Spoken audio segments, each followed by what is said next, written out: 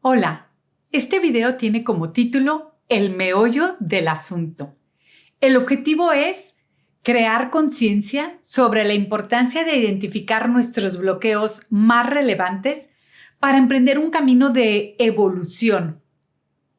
O sea, esto de emprender un camino de crecimiento personal, ¿para qué?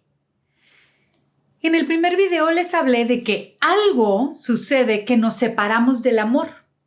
Hoy les compartiré una reflexión desde diferentes perspectivas sobre qué es ese algo que hace que nos separemos del amor y por qué es relevante emprender un camino de regreso al amor. El contenido de esta plática incluye, primero, ¿a qué me refiero con el meollo del asunto?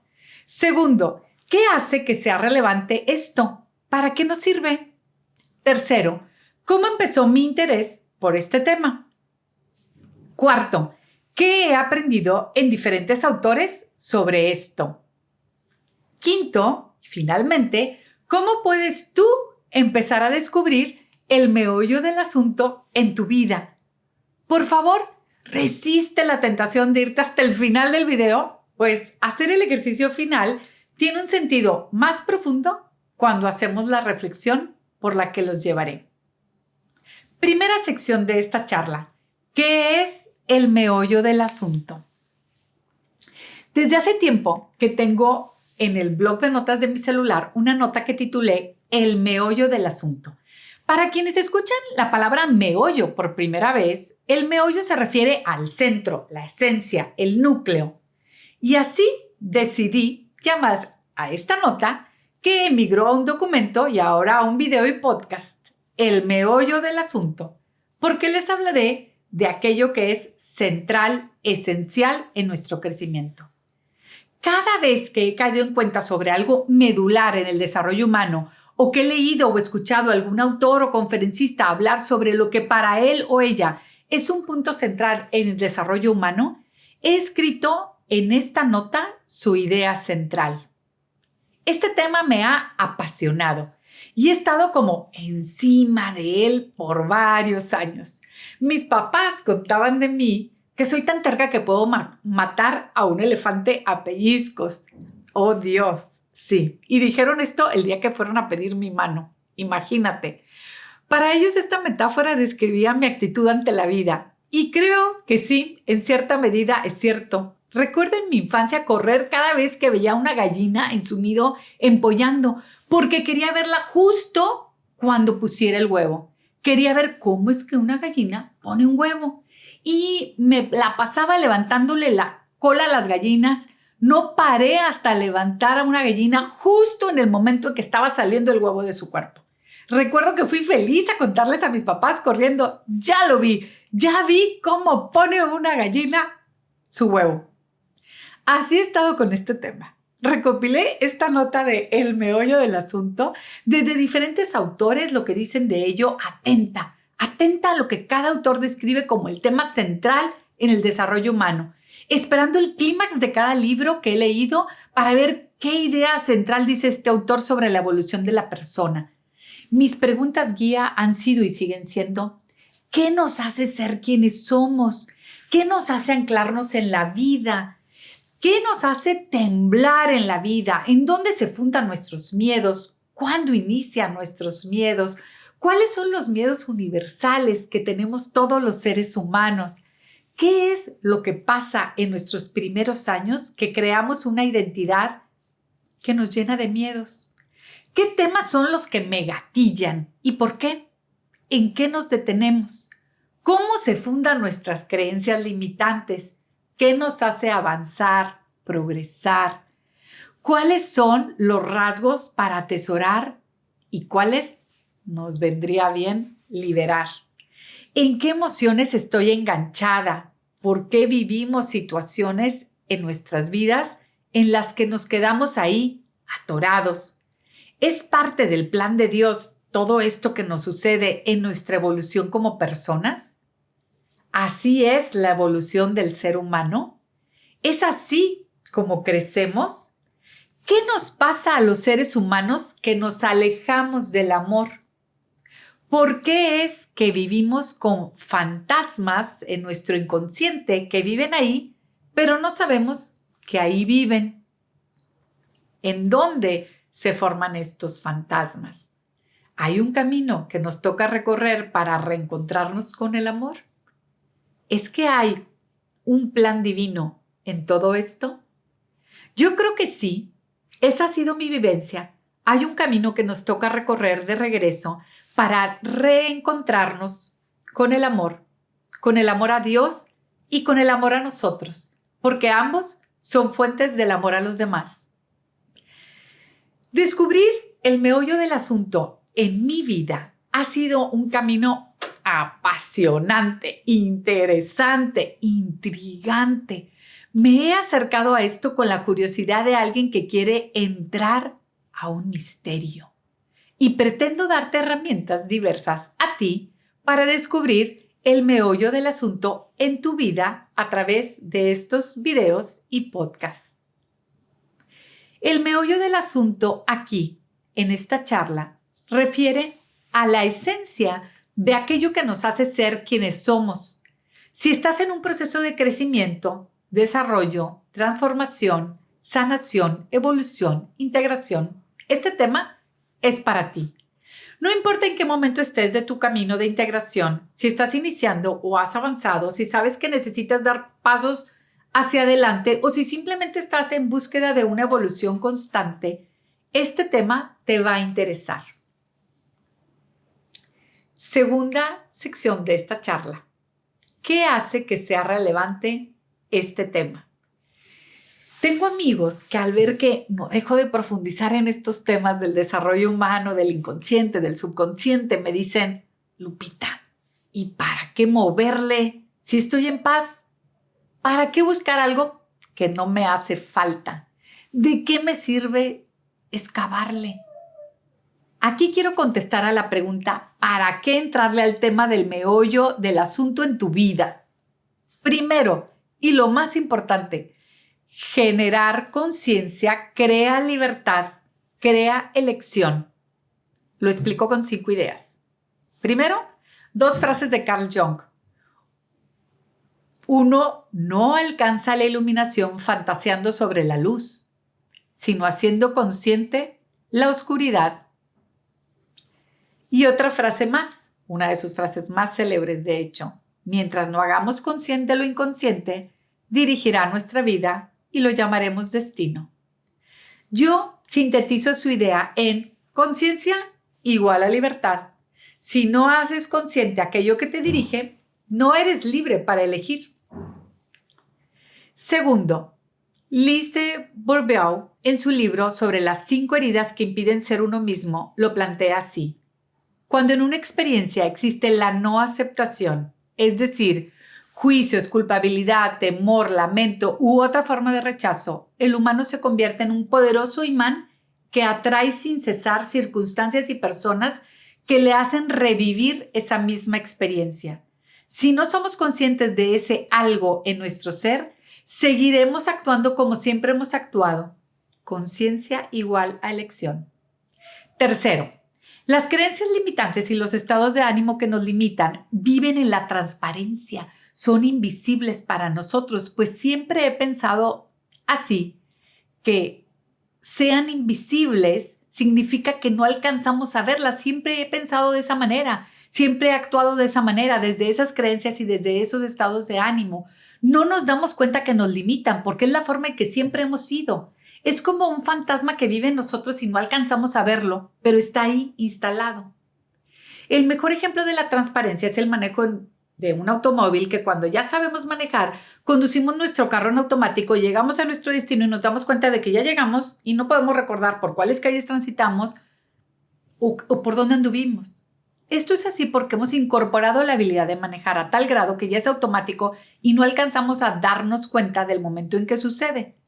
La habilidad de manejar nos es transparente. Ya no la vemos, es invisible, lo hacemos automático. Así pasa con las creencias que nos limitan o con los estados de ánimo en los que vivimos que no son conducentes a posibilidades. No nos damos cuenta de que ahí están, pero ahí están.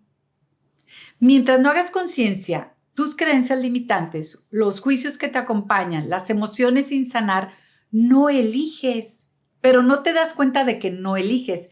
Reaccionas, vuelves a accionar lo mismo que te causó heridas. La única forma de vivir en modo respuesta y no en modo reacción es descubrir e integrar tus heridas. Generar conciencia crea libertad, crea elección.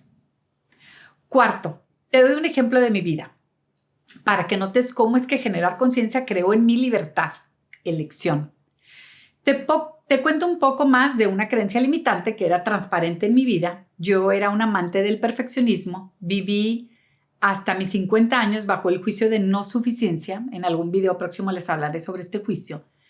Como les conté en el primer video, de niña cuando llevaba mis calificaciones a casa y eran puros 10, la más alta calificación y un 9, mi padre me preguntaba por qué el 9 no era un 10. Yo crecí pensando que debía alcanzar la perfección, que si no era perfecta yo no era suficiente y más aún que si no era perfecta no sería amada. El deseo genuino de mi padre fue que me convirtiera en la mejor mujer que podía ser y siempre le agradeceré esto. Gracias a esa creencia soy quien soy. Sin embargo, he de decirles que tomar conciencia de esto a mis 50 años ha sido una delicia y me ha permitido liberarme de un mandato irracional perfeccionista, como lo llama Walter Rizzo a este tipo de juicios. Y con esta liberación empecé a ser libre para elegir. Sé que esto fue mi juicio, mi interpretación de la realidad y por tanto mi creencia. Aquí va un ejemplo más de mi vida. Mi gusto por la cocina me llevó por muchos años a ofrecer a mis amigos cenas de 7 tiempos porque 1, 2 o 3 platillos no eran suficientes. Yo preparaba en mi casa con mucha frecuencia menús de degustación de 7, 8 o 9 tiempos. Hoy tengo varios años de no hacer cenas así. La perfección ya no es mi creencia ni mi compañera en la vida. Mi vida cambió cuando tomé conciencia de ello y desde ahí empecé a ser libre para elegir. No puedo decirles que ya no me exijo de más. Lo que sí puedo asegurarles es que antes no me daba cuenta. Era transparente para mí, sucedía en automático. Yo hacía los menús de degustación pensando en lo mucho que me gustaba la cocina, que sí me gusta. Lo que no sabía es que todo esto lo hacía en un afán de perfección. Y ahora que sé esto, elijo libremente cuando quiero hacer una cena de 7 tiempos. Creo que tengo varios años sin hacer una, pero ahora elijo cuando me quiero exigir más. Elijo libremente desde la conciencia. Antes solo estaba reaccionando mi afán de perfección. Conciencia crea elección, crea libertad. Sin ser consciente, ¿cómo podía yo elegir? Simplemente actuaba repitiendo mis comportamientos desde mi juicio de no ser suficiente. Te invito a preguntarte, tú, ¿con qué creencias creciste y qué pensamientos dirigen tu vida? Si te liberas de qué, serías más libre. Quinta y última idea de esta sección de conciencia crea libertad. He de decirles que lo mismo sucede con las emociones y los estados de ánimo. Cuando me quedo atrapado en una emocionalidad, esta se queda conmigo y se convierte en mi estado natural de vida. ¿Y qué creen? Estos estados de ánimo normalmente viven también en la transparencia, igual que las creencias limitantes. Quien vive en la resignación, por ejemplo, no se da cuenta que así vive. Percibe que la realidad que vive no puede cambiar y decide aceptarla como inamovible y se resigna. Las emociones y estados de ánimo van creando la realidad que vivimos, pues con base en ellos es que vemos o no posibilidades en la vida. Es por esto por lo que en el coaching a las emociones les llamamos predisposiciones para la acción, pues me disponen para las acciones que me es posible ver desde el estado de ánimo en el que vivo. Yo te aseguro que si haces un esfuerzo deliberado por crear conciencia de aquello que dirige tu vida desde la transparencia, sin que te des cuenta de ello, estarás generando libertad y elección en tu vida. generarás posibilidades que desde tu ser actual hoy no alcanzas a ver. Generar conciencia crea libertad, crea elección. Si no, seguimos actuando desde los mismos patrones que nos guían. ¿Para qué entrarle al meollo del asunto en tu vida? Además de crear libertad y elección, el desarrollo genera vida, expande tu vivencia en el amor. O dicho de otra manera, te lleva de regreso a la fuente del amor. Alguna vez leí en el Wall Street Journal que Brené Brown expone cómo la gente se pone una armadura personal para protegerse de la vulnerabilidad. Ella hace que sus lectores nos planteemos qué pasos nos atreveríamos a dar si la vergüenza y el miedo no estuvieran presentes. El desarrollo genera vida, expande tu vivencia del amor. La toma de conciencia que hacemos a través del desarrollo humano lleva a la libertad de los hijos de Dios, que crecemos en el amor y nos deshacemos de todo lo que no es amor. Nuestros miedos son el lado opuesto al amor. Cuando alcanzamos a ver nuestros miedos, los nombramos, aprendemos de ellos. Cuando alcanzamos a ver nuestras heridas, las acariciamos, las integramos, empezamos a generar el germen, la semilla de una vida que nace desde el gozo, la plenitud, la abundancia, y no una vida que se vive desde el miedo, la escasez y la supervivencia. El desarrollo genera vida, expande tu vivencia del amor. ¿Para qué entrarle al tema del meollo del asunto, además de crear libertad, elección y darle vida a tu vida? La tercera y última razón que les comento, la evolución de la humanidad. También creo que las tomas de conciencia o el sistemático uso de nuestra conciencia para crecer es el modo en que la humanidad hará su evolución. Y así iremos transitando a un estado del ser más evolucionado en el amor. Yo estaba en paz, mi vida era serena y feliz. Entre estos temas deseosa de ayudar a otros y resulté ser yo la más ayudada. Jamás imaginé todos los bultos que he cargado a través de mi vida. Y sigo quitándome bultos de la espalda. Personalmente creo que el desarrollo humano y espiritual no termina hasta el día que dejamos esta vida. Mientras haya vida, hay desarrollo. No creo en la frase chango viejo no aprende maroma nueva. Tampoco creo en la frase de así soy y así moriré. Obvio, si no quieres aprender, por supuesto que no lo harás, pero todo aquello en lo que tú desees evolucionar, puedes hacerlo. Inicié este proyecto de videos y podcasts con el propósito de compartir todo lo que he aprendido del desarrollo humano y del camino de liberación. La inversión en todas las certificaciones que he hecho la considero una gran bendición. Estoy agradecida por tanto que he recibido y lo mejor que puedo hacer es compartir lo que sé. Si se me apareciera hoy un mago o una hada madrina y me dijera, te regresamos los miles de dólares que has invertido en tus procesos de certificación en coaching, pero volverás a ser la misma que eras antes. Mi respuesta sería categóricamente no, quédate con el dinero. De ninguna manera regreso a ser la que era antes. Ha sido el mejor dinero invertido en toda mi vida. Sé que no estamos acostumbrados a invertir en nuestro desarrollo personal. Invertimos en un auto, en una estufa, en un refrigerador, en una casa, por supuesto, pero no en nosotros mismos. También sé que muchas personas no tienen los recursos para invertir en su desarrollo. Mi compromiso es compartir lo que sé a través de diferentes medios y ayudar a que otros puedan liberarse de aquello que los ata y les impide vivir desde el amor. En síntesis, ¿por qué entrarle al meollo del asunto en tu vida?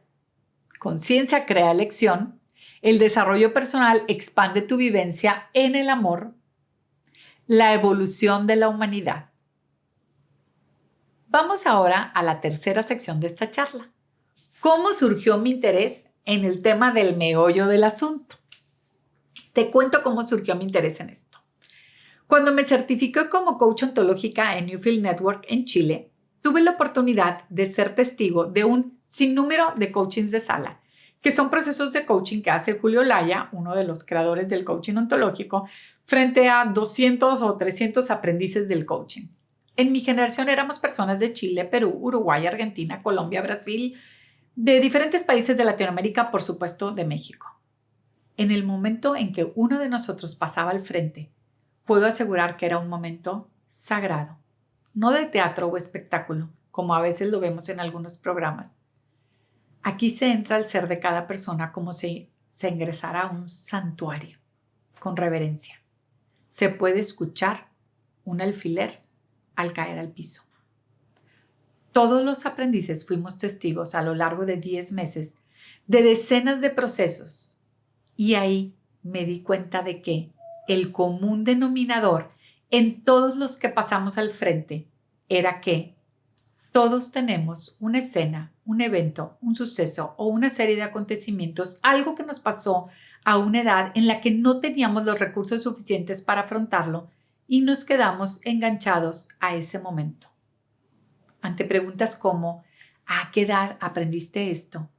En el rostro apareció una mirada llena de recuerdos que llenaba los ojos de un brillo especial, el que se alcanza a ver solo con las lágrimas. Ahora bien, algunos recordamos esos momentos de la vida, la mayoría no. La mayoría no tenemos recuerdo de esto. Los llevamos al inconsciente, estos recuerdos, para guardarlos bien, para protegernos. En cualquier caso, voy a decir algo muy simple y a la vez muy profundo. Somos lo que somos porque vivimos lo que vivimos. Es el cúmulo de vivencias lo que va conformando quiénes somos en la vida. Podemos vivir en la ignorancia sin tomar conciencia, reaccionando siempre las heridas que traemos, que están ahí en la transparencia, sin que nos demos cuenta. O podemos tomar conciencia, integrarlas y aspirar a una vida plena en el amor. Cuando pude constatar ese común denominador, empecé una búsqueda que continúa aún. Aquí les compartí cómo surgió mi interés en este tema. Sigo en esa búsqueda. Cuarta sección de esta charla que he aprendido de este tema en diferentes autores. Enrique Martínez, como muchos psicólogos, habla de la capa de protección o los mecanismos de defensa que vamos creando. Louise Bourbeau habla de las 5 heridas y las máscaras que la acompañan. Miguel Ángel Ruiz, de la domesticación de los seres humanos. Anthony Robbins, en su evento de Cita con el Destino, expone el tema de la pregunta primaria. En el coaching ontológico, el tema que aprendí sobre el juicio maestro que dirige nuestras vidas es lo que se relaciona con el meollo del asunto. Y Joe Dispenza habla del estado del ser y el vacío entre quién soy y quién aparento ser. En Mindfulness leí sobre la mochila evolutiva. Desde la fe, creo que esto tiene que ver con nuestra misión de vida. ¿Qué es aquello que vinimos a aprender en esta vida? ¿Qué es aquello que si trasciendes vivirás desde el amor? Porque la misión de todos, independientemente de lo que hagamos en la vida, es vivir en el amor. Y la vivencia del amor cambia en la medida en que ejercitamos las tomas de conciencia, la introspección, nuestra capacidad de ir hacia adentro y desnudar nuestra alma frente al amor. ¿Qué nos sucede en el transcurso de la vida? Que nos ponemos unos lentes especiales para empezar a ver la vida desde esos lentes. ¿En qué momento es que empezamos a cargar esos costales?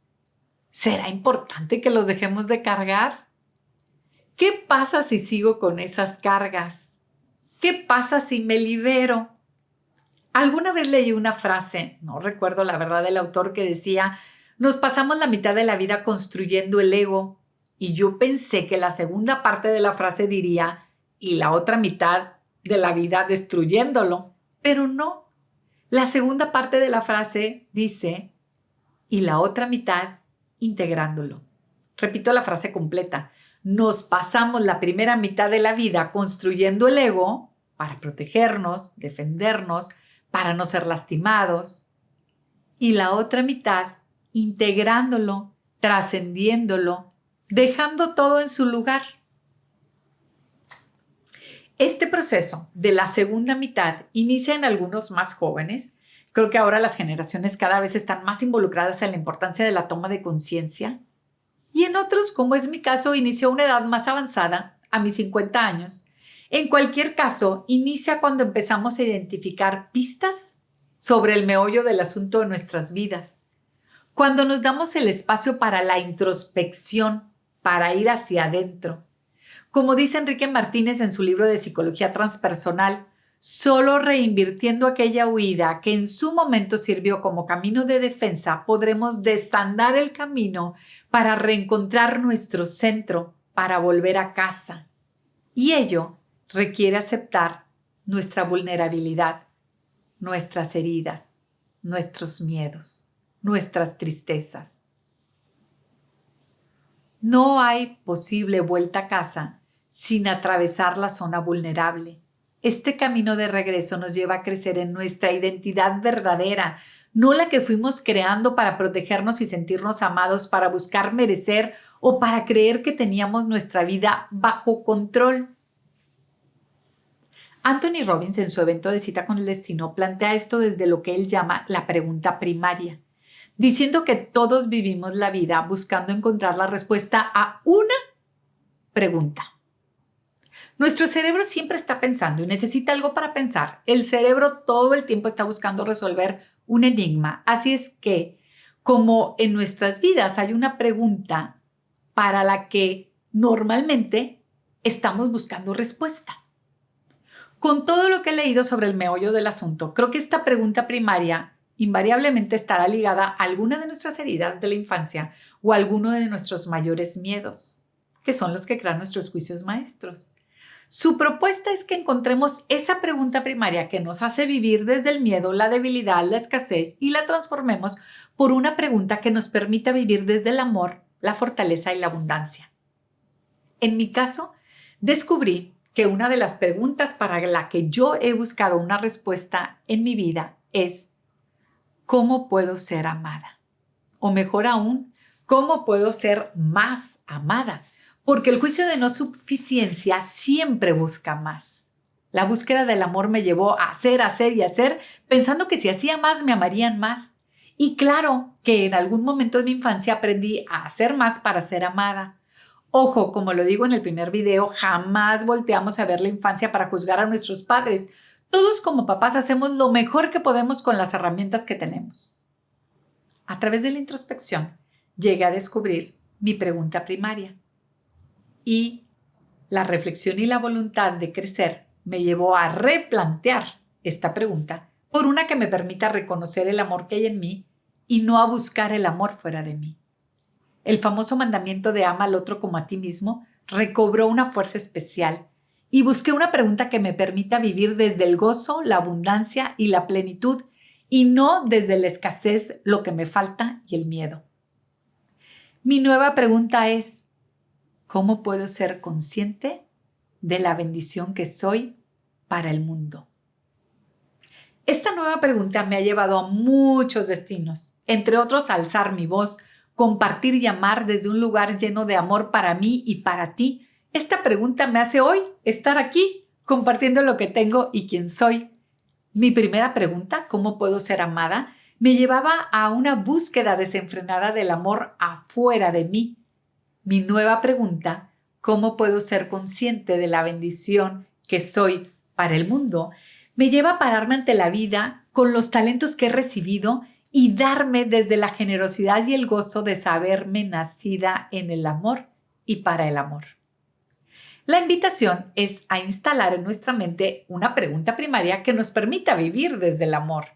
Mi nueva pregunta me lleva a apreciar el amor que soy, la bendición que soy. Te prometo que haremos ejercicios sobre esto. Por ahora solo te quiero dar un panorama general del meollo del asunto y cómo lo he visto nombrado desde diferentes autores y perspectivas. Miguel Ángel Ruiz, en su libro de Los 4 Acuerdos, habla sobre la domesticación de los seres humanos, cómo sucede nuestra evolución, cómo se instala lo que se instala en nuestras vidas.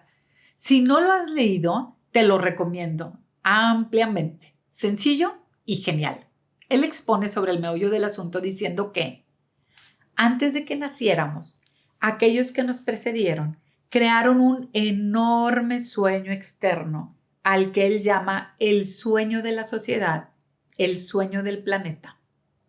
El sueño del planeta incluye todas las reglas de la sociedad, sus creencias, leyes, religiones, culturas, maneras de ser, sus gobiernos, escuelas, instituciones sociales, tradiciones, costumbres, celebraciones. Todos nacemos con la capacidad de aprender a soñar. Y los seres humanos que nos preceden nos enseñan a soñar de la forma en que lo hace la sociedad. Y así aprendimos cómo comportarnos en sociedad, qué creer y qué no creer, qué es aceptable y qué no lo es, qué es bueno y qué es malo, qué es bello y qué es feo, qué es correcto y qué es incorrecto. Ya todo estaba ahí, todo el conocimiento, todas las reglas sobre la manera de comportarse en el mundo. Cuando íbamos al colegio, nos sentábamos en una silla pequeña y prestábamos atención a lo que el maestro nos enseñaba. Cuando íbamos a la iglesia, prestábamos atención a lo que el sacerdote o el pastor nos decía. La misma dinámica funcionaba con mamá y papá y con nuestros hermanos y hermanas. Todos intentaban captar nuestra atención. La domesticación es tan poderosa que en un momento determinado de nuestra vida ya no necesitamos que nadie nos domestique. No necesitamos que mamá o papá, la escuela o la iglesia nos domestiquen. Estamos tan bien entrenados que somos nuestro propio domador. Somos un animal autodomesticado. Ahora nos domesticamos a nosotros mismos según el sistema de creencias que nos transmitieron y utilizando el mismo sistema de castigos y recompensas. Nos castigamos a nosotros mismos cuando no seguimos las reglas de nuestro sistema de creencias y nos premiamos cuando somos un niño bueno o una niña buena, y así yo podría haber seguido toda mi vida haciendo cenas de 7 tiempos. Nuestro sistema de creencias es como el libro de la ley que gobierna nuestra mente. No es cuestionable. Cualquier cosa que esté en ese libro de la ley es nuestra verdad. Te pregunto a ti, ¿cuál es tu sistema de creencias? ¿Qué de lo que aprendiste es importante atesorar y qué de lo que aprendiste es necesario retar para tu evolución? En el coaching ontológico aprendí que todos tenemos un juicio maestro. Este juicio es el juicio a través del cual juzgamos, interpretamos todo lo que nos pasa en la vida.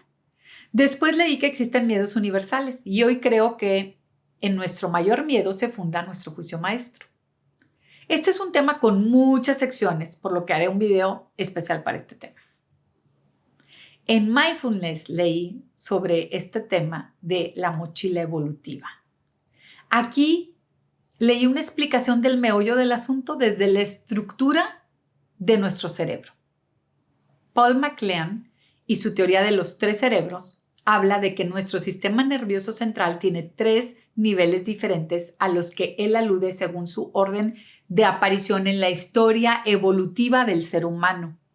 Primero, el sistema más primitivo, el palencéfalo, que responde al cerebro que aún hoy poseen los reptiles, por lo que también se le denomina cerebro reptiliano. Sobre él y recubriéndole, el sistema límbico o mesencéfalo, común en los mamíferos en general, en la parte más externa del cerebro. Y tercero, el neocórtex o telencéfalo, que solo poseen algunos mamíferos evolucionados, como cetáceos, las ballenas, los delfines, los simios y, por supuesto, el ser humano. El cerebro reptiliano es la parte más antigua de nuestro cerebro. Es el llamado cerebro primitivo, reptiliano o palencéfalo. Se desarrolló hace unos 500 millones de años. Es la parte más antigua evolutivamente hablando de nuestro cerebro y constituye nuestro punto en común con los reptiles, de ahí su nombre. Tiene un papel muy importante en el control de la vida instintiva, ya que se encarga de autorregular al organismo. Está diseñado para manejar la supervivencia desde un sistema binario, huir o luchar. la respuesta que los americanos nombran fight or fly y que la han ido haciendo más sofisticada, fight, fly, freeze or frown. El caso es que este cerebro no está capacitado para pensar ni sentir.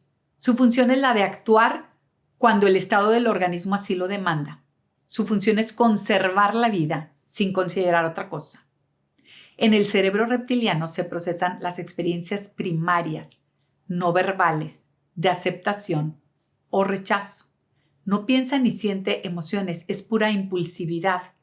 Este primer cerebro es una herencia de los periodos de la historia donde sobrevivir era lo único importante. Es sobre todo un guardián de la vida y por ello funciona como un avisador de peligros en general.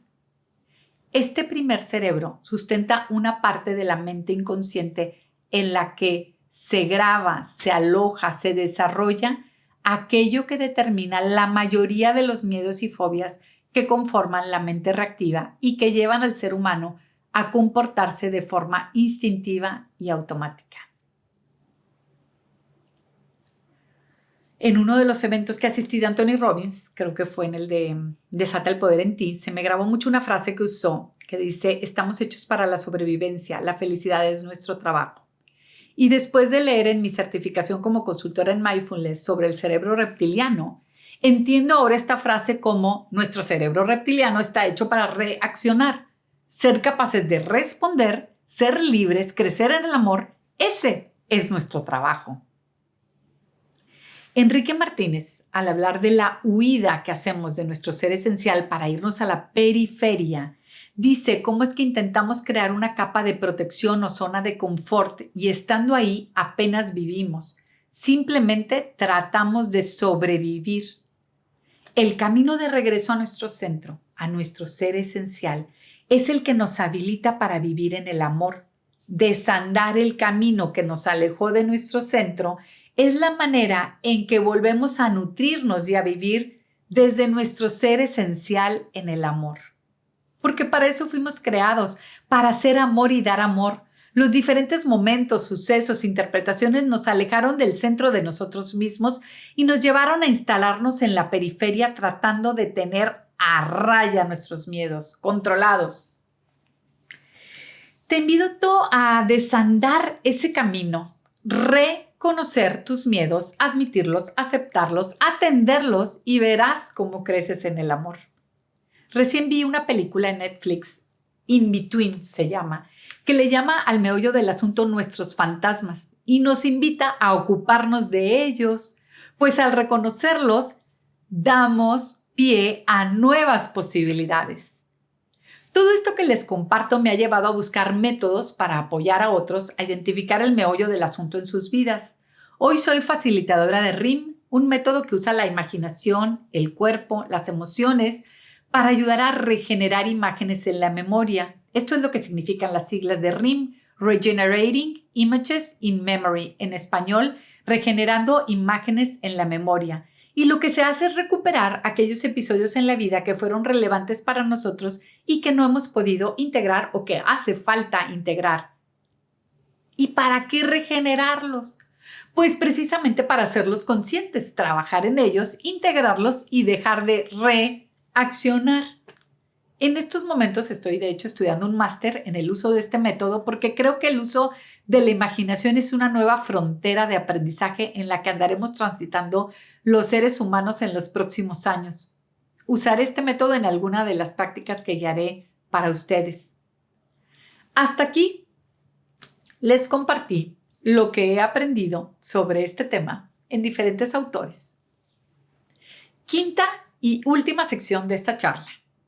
¿Cómo puedes empezar tú a descubrir el meollo del asunto en tu vida? Haremos varios ejercicios para descubrir el meollo del asunto. Brené Brown cuenta que cuando llegó a su primera terapia estaba desesperada y le insistía a su terapeuta en que solo tenía 30 minutos para arreglar ese tema, para arreglarse. Y cuenta ella que le llevó 8 años su proceso. Yo llevo 5 años en procesos de crecimiento. Esto no es un asunto de inmediatez y siempre es un buen momento para empezar. Herramienta para hoy. Toma papel y lápiz. Aquí te va la reflexión que te invito a hacer sobre tu persona. Los acuerdos más importantes son los que has hecho contigo mismo. En ellos te has dicho quién eres, qué sientes, qué crees y cómo debes comportarte. Pregunta 1.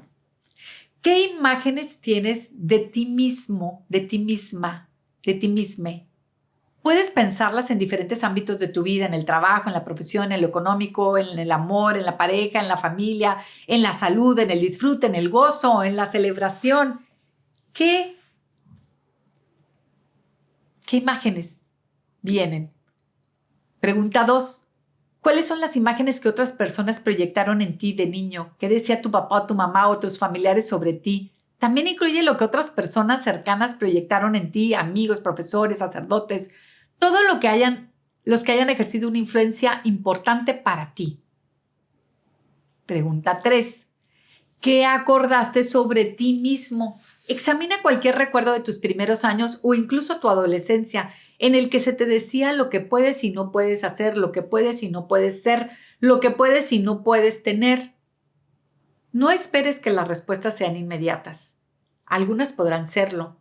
La mayor parte de las preguntas déjalas en tu mente, rumiándolas, y permite que las respuestas vayan apareciendo poco a poco.